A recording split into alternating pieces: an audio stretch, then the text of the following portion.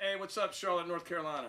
This is I'm Rusty Stevens with the Deep Shallow Band. I got Josh Daniel with me over here. We got Rocktoberfest coming up October 7th at Jack Beagle's. It's a free concert. We got multiple bands playing. So we got Maytone playing, Deep Shallow Band, Josh Daniels.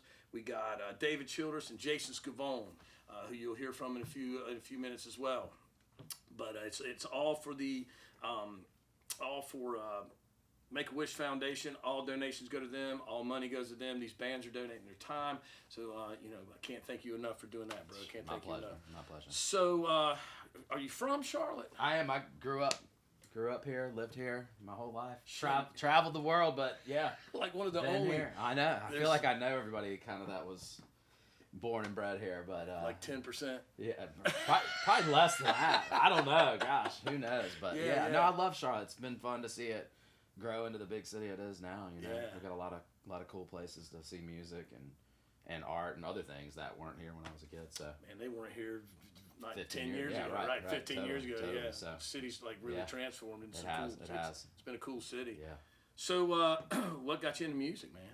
Playing. I mean, I'm sure you're digging it. I think it's just part of who I am. And as long as I can remember, I've been banging on drums, and that was kind of till I was about 10. That was my main instrument, and I still love playing drums. And from there, moved on to bass and guitar, and then started singing because nobody wanted to sing in the band. And ever since then, I think ever since I've been 12, I've pretty much been in bands, and I'm 44 years old now. So it's just been.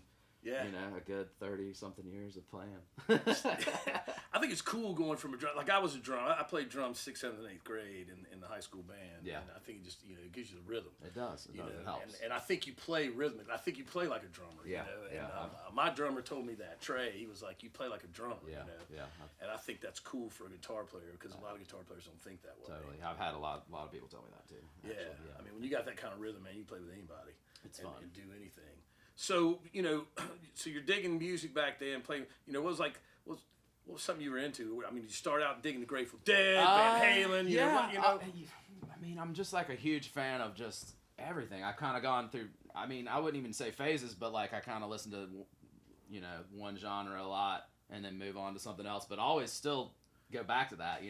I'd say when I was a kid, Pearl Jam was coming out, stuff like that. So we were, way into that, but also all the classic stuff. Sure. Hendrix and Zeppelin, and then from there, kind of into the jam band stuff, and definitely the Grateful Dead's a big influence. But love jazz. Did a few years with Mark Shimmick on mandolin, and so we were kind of veering into the bluegrass territory of things, and did Merle Fest and those kinds of things. And then now I've kind of circled back to just I'm solo, but I have a backing band a lot of the time, and the sky's the limit on the genres. I've done some kind of funkier stuff, some kind of almost reggae feeling, and then this new single is kind of back to bluegrass in a way. Yeah. So, I'm a like an equal opportunist on genres and styles, whatever comes out of your heart. Right. Yeah. And I think no matter what it is, if I'm doing it, it kind of sounds like me, even if it gets into other genres. But I don't know. I love music, and I think it's a powerful thing, and something that can unite people. Like no other, it's just nobody cares. They just want to hear the tunes, it's just man. Like, is it good? Is it moving your heart? Is it moving your soul? And if it is, then you're doing something right, and that's what it's all about. I think I saw it was Van Morrison was like, I don't play music because it makes me happy. He's kind of a curmudgeon, about life and music. Yeah, he's a badass, but he was like, I don't play music because it makes me happy. I don't play music for any other reason than I'm just compelled. And I was like, that's a powerful statement, right? And I've taken that and I've been like, that's what I call a real musician. Because you see a lot of people who play, but they don't keep going. Yeah. Like a lot of cats that played when I was in college, man, they just don't play anymore. Right. I'm like, how'd that happen? I've seen them come and go. Yeah. I've seen them come and go. Like, how'd that stop? So, first time I saw you was at a Mayfest at Jack Beagle's. Kind of the same group of people got together. Yeah. And I think you played, what was the band you played in? It was a band. Throw some names of the band. Last bands you ran. The New Familiars. For that was it. And then I was with Mark, but I think that may have been the New Familiars. Remember. Yeah. That's Kyle and those guys. You came out and jammed, but you were just by yourself. Okay. Just by yourself. But I recognized you from the New Familiars. I just couldn't remember the name. We toured for about 10 years and put out a bunch of stuff, and had a good little run. So yeah. What was the biggest show you ever played?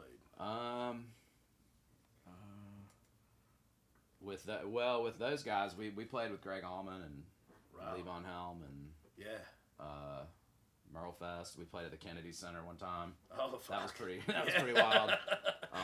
But even solo, I've played some pretty big stuff, and 5,000 people. I played in front of 5,000 people at this event, and it was just me, just on a Holding just solo. Did you hold them, man? Oh, You had yeah, it? yeah. It's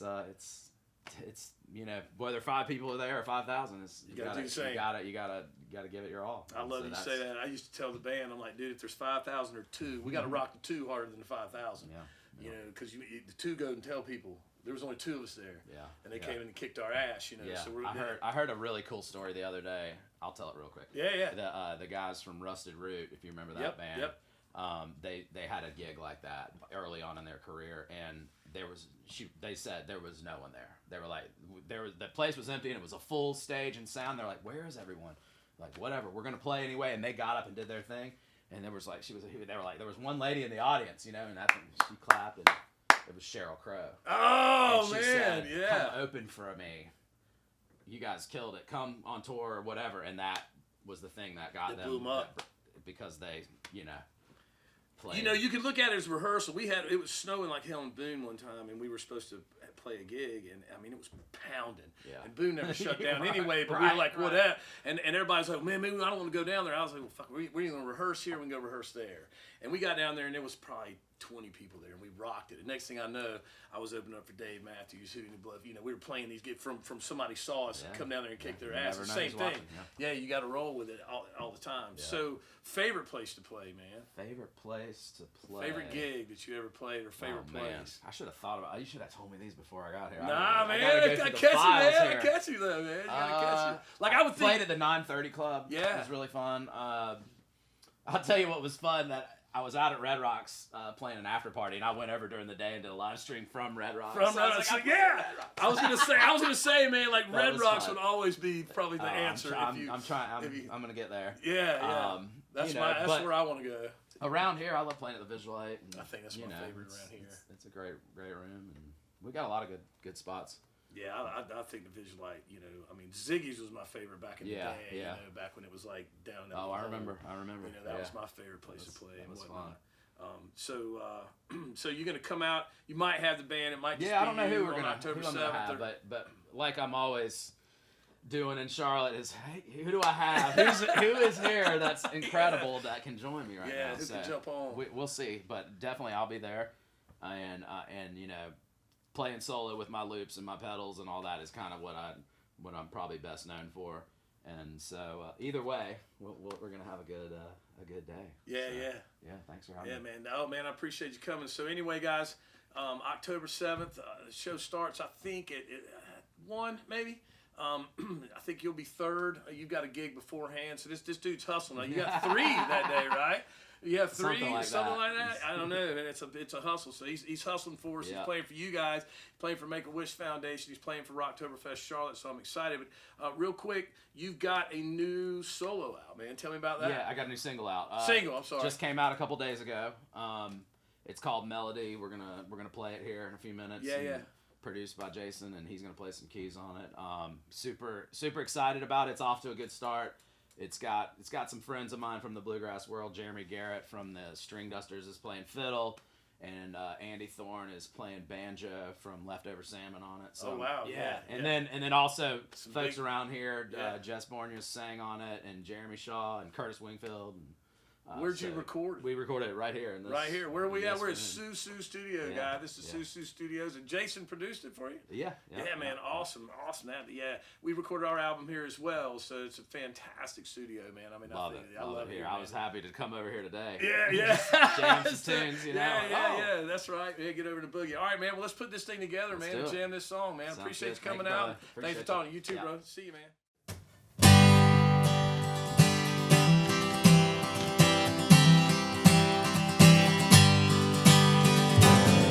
If the page staring at me, what if that well's running dry? Another day keeps slipping away, Still I got much on my mind. Right on the tip of my tongue it waits, just like a drum beating in vain. This one could really carry me away. Well, melody, harmony, melody is gonna save me. Melody is remedy. Melody is gonna save me. It's gonna save me.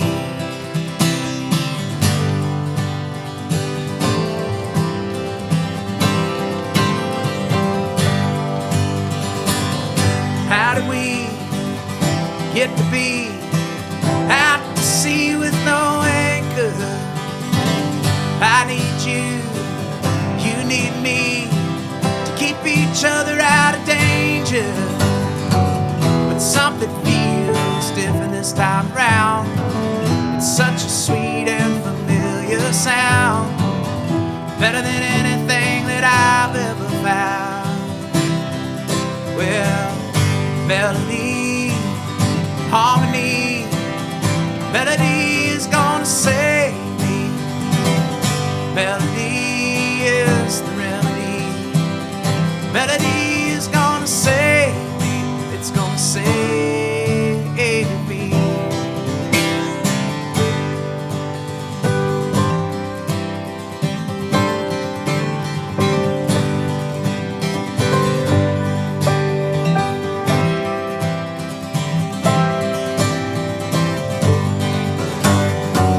But something feels different this time around.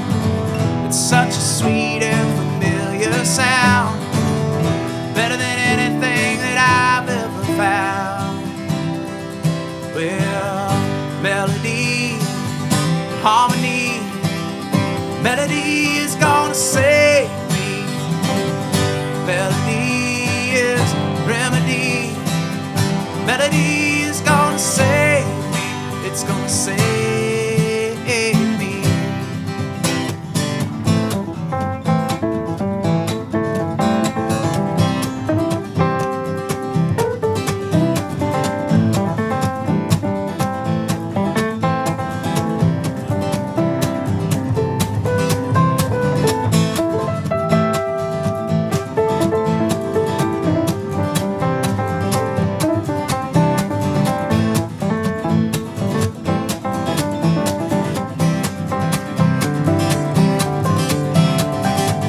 Melody, harmony, melody is gonna save me.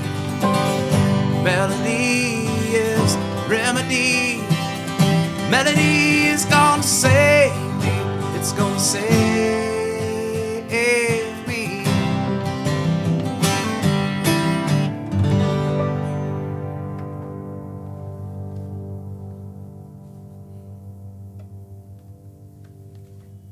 These motherfuckers scared to smile. I smile, everybody's all like, soon get my rock star face on there.